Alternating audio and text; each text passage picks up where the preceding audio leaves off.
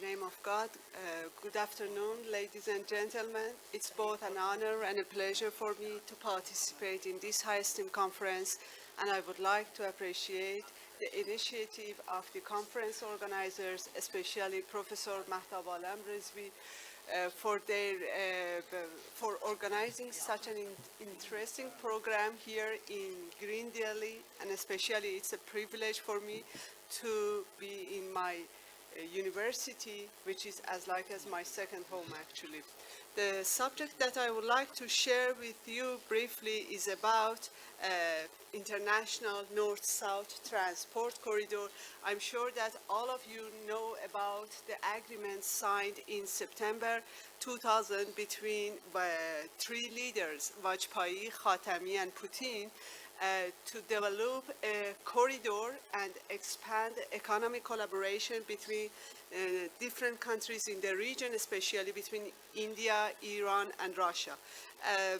The first scenario was to develop this route from Mumbai to Bandar Abbas to Baku and reach to Moscow and St. Petersburg, but later they developed this program.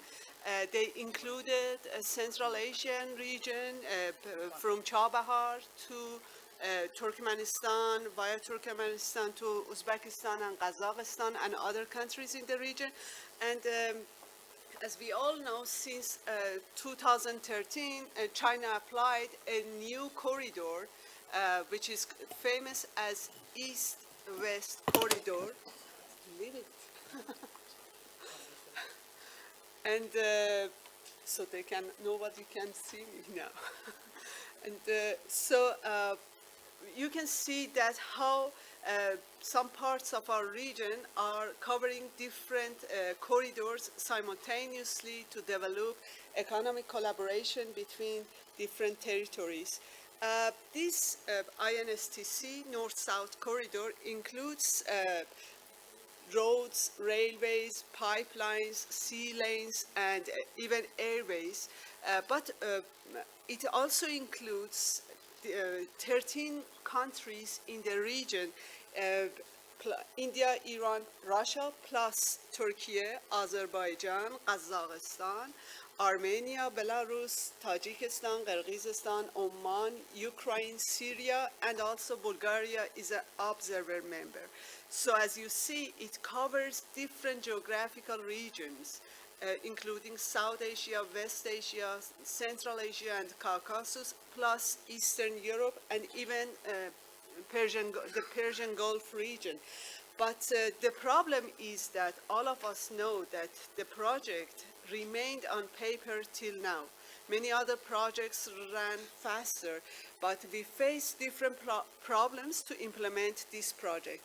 I categorize these problems into three levels. In domestic level, as we know, we face different political and economic systems in the member countries. They cannot communicate with each other easily.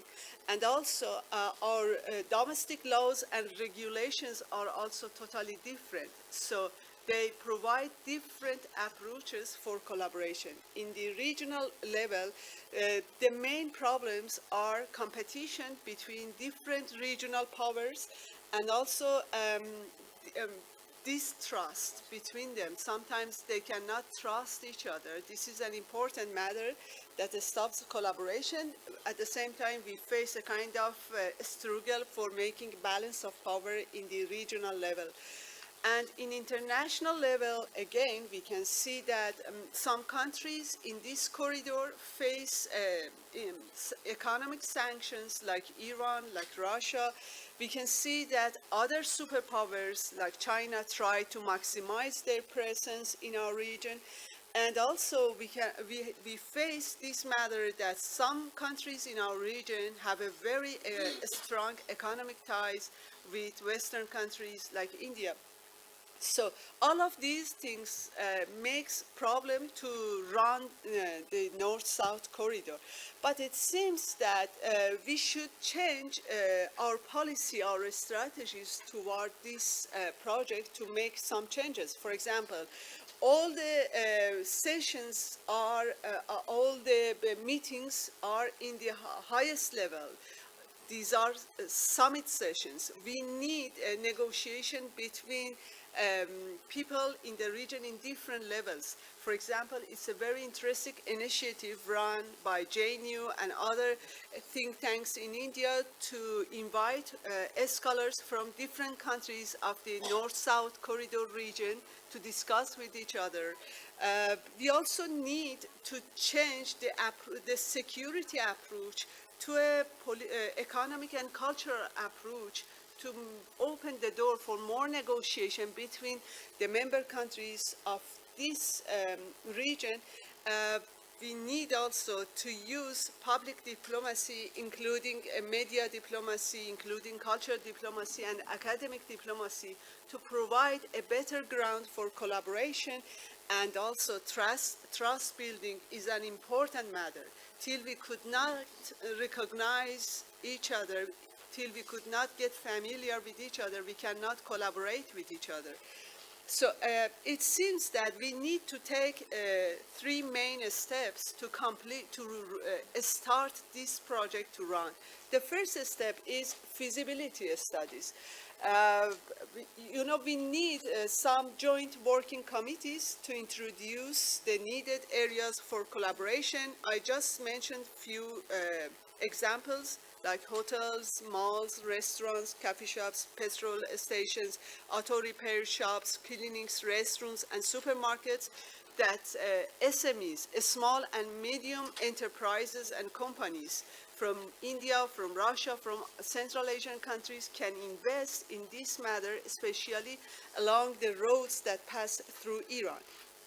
We also need to organize different consultant groups, including the legal team, the insurance team, and the social and economic advisors.